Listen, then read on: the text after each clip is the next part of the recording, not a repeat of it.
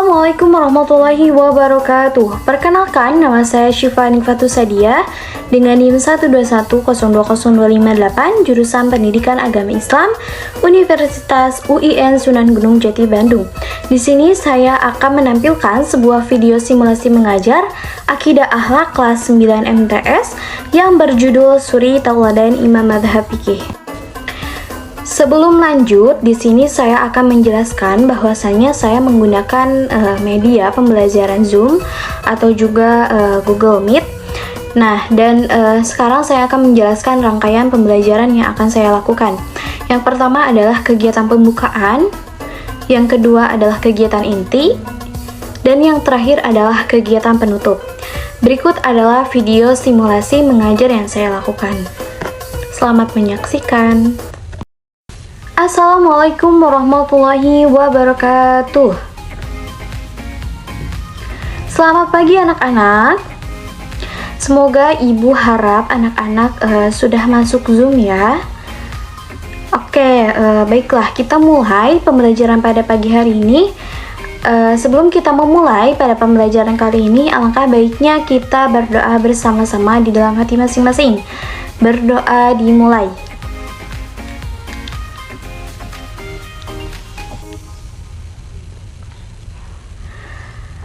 Berdoa selesai. Marilah kita membaca basmalah bersama-sama. Bismillahirrahmanirrahim. Berdoa selesai. Oke, ibu sekarang mau menyapa kalian nih. Bagaimana kabarnya hari ini? Ketika ibu menanyakan kabar kepada kalian semua, kalian jawabnya Alhamdulillah, luar biasa, Allahu Akbar. Seperti itu ya anak-anak. Oke, ibu ulang lagi. Bagaimana kabarnya hari ini? Baik, bagus. Nah, untuk pertemuan yang kemarin, apakah ada yang ingat ibu membahas tentang apa? Ya, pintar. Zahra apa?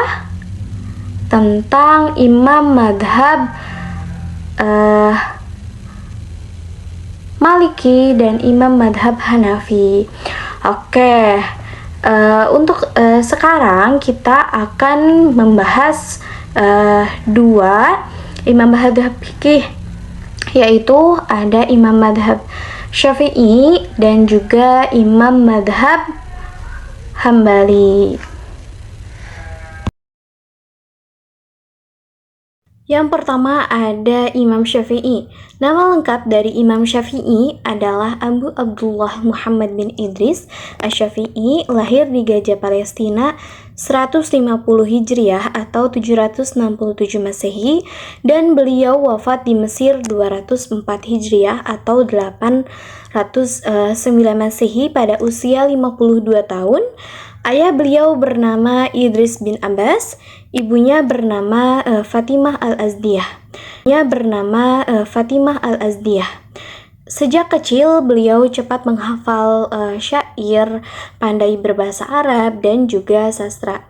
Nah, selama perjalanan pendidikan di Mekah, beliau ini berguru kepada Muslim bin Khalid Az-Zanzi, Abdurrahman bin Abi Bakar Al-Mulaiki, Sa'ad bin Salim, Fudail bin Al-Ayad, dan sebagainya. Ketika usia 20 tahun, beliau ini pergi ke Madinah dan berguru kepada Imam Malik bin Anas dalam bidang fikih. Nah, lalu beliau ini mengaji Al-Muwatta kepada Imam Malik dan menghafalnya selama 9 malam. Nah, selain kepada Imam Malik ini, beliau juga belajar kepada ulama besar lainnya seperti Ibrahim bin Sa'ad, Ismail bin Ja'far, Attab bin Khalid, Abdul Aziz Az-Darwadi. Nah, setelah belajar di Madinah, beliau melanjutkan perjalanan ke Yaman dan belajar kepada Mutarib bin Mazin, Hisham bin Yusuf Al-Qadli, dan banyak lagi yang lainnya. Kemudian beliau ini belajar di negeri Irak Dan setelah itu beliau ini bertemu dengan Imam Ahmad bin Hambal di Mekah dan di Baghdad pada tahun 195 Hijriah. Nah, darinya beliau ini belajar nasih dan mansuhnya. Keteladanan dari Imam Syafi'i yang patut kita contoh ataupun kita teladani dari beliau ini, yang pertama adalah tidak sewenang-wenang kepada murid. Pada waktu itu Imam Syafi'i ini berada di Mesir memanggil seorang muridnya yang bernama Robi bin Sulaiman. Beliau meminta bantuan kepada Robi untuk menyerahkan suratnya kepada Imam Ahmad bin Hambal dan menunggu balasan dari beliau. Nah, setelah Robi menyampaikan, kemudian ini Imam Ahmad mencopot salah satu gamis yang menempel dari tubuhnya dan memberikannya kepada Robi. Nah, Robi pun kembali ke masjid dan segera menemui Imam Syafi'i dan memberikan surat balasan dari Imam Ahmad tersebut. Nah, setelah itu Imam Syafi'i ini meminta tolong kembali kepada Imam Rabi dengan segala kerendahan hati untuk membasuh baju dan memberikan air basuhannya ini kepada Imam Syafi'i. Nah, Imam Rabi ini menjelaskan bila Imam Syafi'i menyimpan air tersebut dan menggunakannya untuk mencuci muka setiap hari, maka hal ini menunjukkan bahwa guru dan murid ini tak menghalangi untuk bertabaruk sebagai bentuk pengakuan atas kesolehan dan keilmuan seseorang ini. Yang kedua adalah mendamaikan perselisihan. Suatu ketika Arabi sebagai murid memberikan informasi kepada gurunya, Imam Syafi'i ini, bahwa kondisi Mesir ini pada saat itu terjadi menjadi dua kelompok yang kukuh pada pendapatnya, yaitu kelompok penganut madhab Maliki dan penganut madhab Hanafi. Imam Syafi'i ini pun memiliki niat untuk mendamaikan dua kelompok tersebut. Perselisihan kedua kelompok itu terjadi karena cara pandang dalam menggali hukum yang berbeda. Kelompok madhab Maliki ini berpendapat bahwa jika suatu persoalan hukum tidak ditemukan dalam Al-Quran, maka selanjutnya adalah mencari pada hadis Rasulullah SAW, baik mutawatir ataupun ahad. Sedangkan kelompok madhab Hanafi ini berpendapat bahwa setelah Al-Quran, hadis mutawatir saja yang dapat dijadikan landasan gitu ya. Nah, bila tidak ditemukan, maka selanjutnya dengan melakukan ijtihad dengan akal. Sebagai contoh dalam menentukan bilangan rakaat witir, kelompok madhab Hanafi ini berpendapat bilangan witir adalah 3 rakaat dengan 1 kali salam. Dalam hal ini ia lebih memilih menggunakan kias karena sesuatu yang memiliki persamaan maka hukumnya sama. Menurutnya sholat maghrib adalah witir siang dengan 3 rakaat, maka sholat witir malam pun disamakan dengan jumlah rakaat yang sama, yakni 3 rakaat dengan 1 salam. Sedangkan kelompok madhab Maliki ini mengatakan sholat witir harus tersusun dari 2 rakaat. Nah, pendapat ini berbeda dengan kelompok madhab Hanafi yang mendasarkan argumennya pada sebuah hadis yang menyebutkan ganjilnya rakaat sholat witir. Nah, menurut kelompok madhab Maliki ini, bagaimana bisa diganjilkan jika tidak didahului oleh sholat genap, yaitu sholat 2 rakaat itu terlebih dahulu. Nah, Imam Syafi'i ini menengahi kedua pendapat tersebut dengan mengatakan bahwa Rasul sholat witir dengan 2 rakaat. Oleh karena itu, bilangan rakaat witir adalah cukup 1 rakaat. Imam suri tauladan yang kedua yaitu ada Imam Ahmad bin Hambal. Nama lengkap Imam Ahmad bin Hambal ini adalah Ahmad bin Muhammad bin Hambal bin Hilal. Kakeknya bernama Hambal, gubernur pada masa dinasti Umayyah. Imam Ahmad ini dilahirkan di ibu kota kekhalifahan Abbasiyah di Baghdad, Irak pada tahun 164 Hijriah atau 780 Masehi. Wafat juga di Baghdad pada tahun 241 Hijriah atau 855 Masehi. Nah, saat itu Baghdad ini merupakan menjadi pusat peradaban dunia di mana para ahli dalam bidangnya masing-masing berkumpul untuk belajar ataupun mengajarkan ilmu. Dengan lingkungan keluarga yang memiliki tradisi menjadi orang besar lalu tinggal di lingkungan pusat peradaban dunia, tentu saja menjadikan Imam Ahmad ini memiliki lingkungan yang sangat kondusif dan kesempatan yang besar untuk menjadi seorang yang besar pula. Nah, Imam Ahmad ini berhasil menghafalkan Al-Quran secara sempurna saat berumur 10 tahun.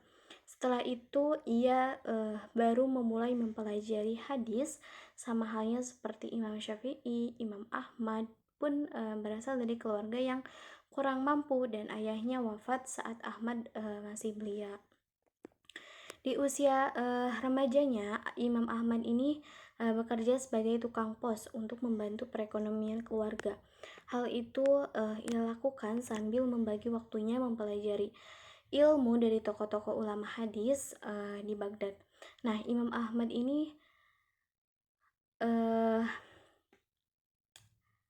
menghadiri pemakaman Imam Ahmad bercerita jumlah laki-laki yang menghantarkan jenazah Imam Ahmad ini berjumlah 8.000 orang dan 60.000 orang wanita. Warisan Imam Ahmad yang tidak hanya terbatas pada permasalahan fikih yang ia hasilkan atau hanya sejumlah hadis yang telah ia susun, namun beliau juga memiliki peran penting dalam melestarikan kesuciannya, keyakinan Islam dalam menghadapi penganiayaan politik yang sangat intens. Kiranya inilah yang membedakan Imam Ahmad dari ketiga imam lainnya. Untuk selanjutnya yaitu ada kisah yang diteladani dari Imam Ahmad Ibnu Hanbal ini. Dikenal sebagai pemuda yang cerdas dan gigih dalam menuntut ilmu. Pernah ada seseorang yang mempertanyakan kegigihannya itu. Ia berkata, "Sampai kapan engkau terus mencari ilmu pengetahuan, padahal engkau kini telah mencapai kedudukan mulia di antara pencari ilmu?" Kemudian beliau menjawab pertanyaan tersebut dengan singkat, "Aku akan membawa dawat tinta ini hingga ke liang lahat." Pernyataan tersebut mempertegas kegigihannya di dalam mencari ilmu. Artinya ia tidak akan berhenti mencari ilmu hingga ajal menemuinya. Pada peristiwa lain, ada seseorang datang kepada Imam Ahmad bin Hanbal ini. Ia bertanya, "Beritakan kepada kami amalan apakah yang paling utama?" Beliau menjawab, "Menuntut ilmu." Orang tersebut bertanya kembali, "Bagi siapa?" Beliau menjawab, "Bagi orang yang benar niatnya." Sekali lagi, orang itu bertanya, "Apa saja yang bisa membenarkan niat itu?" Beliau menjawab, "Dengan meniatkan dirinya agar bisa bertawadu dan menghilangkan kebodohan darinya." Selain itu, beliau juga menambahkan, manusia sangat membutuhkan ilmu daripada kebutuhan makan dan minuman, sebab makanan dan minuman dibutuhkan sekali dalam sehari atau lebih. Adapun ilmu, ia dibutuhkan sepanjang masa. Nah, itu yang dari kisah teladan dari Imam Ahmad bin Hanbal ini yang patut kita contoh ataupun kita teladani. Oke, anak-anak semua, karena kita sudah berada di akhir pembelajaran dan Ibu pun telah menyampaikan materi. Baik, di sini Ibu akan menyimpulkan sedikit materi pada pembelajaran hari ini. Jadi kesimpulannya adalah kita harus meneladani sikap dan sifat keempat para imam mazhab tersebut. Di antara sikap dan sifatnya adalah kerajinan dalam belajar, menuntut ilmu, dan ketekunan, dan menghargai ilmu pengetahuan itu. Nah, jadi kita semua ini harus menghargai ilmu pengetahuan. Nah, ketika kita mau mendapatkan ilmu yang berkah, kita harus taat kepada guru yang telah mengajarkan ilmu kepada kita. Oke, untuk menutup pembelajaran pada hari ini, kita bersama-sama membaca Alhamdulillah bersama-sama. Alhamdulillahirobbil alamin.